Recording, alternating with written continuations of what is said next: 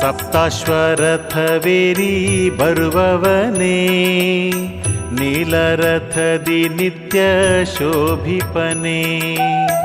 ಅಷ್ಟಸಿರಿಯ ನೀಡಿ ಸಲಹುವನೇ, ರಕ್ಷಿಸು ರಕ್ಷಿಸು ಶನಿದೇವನೇ.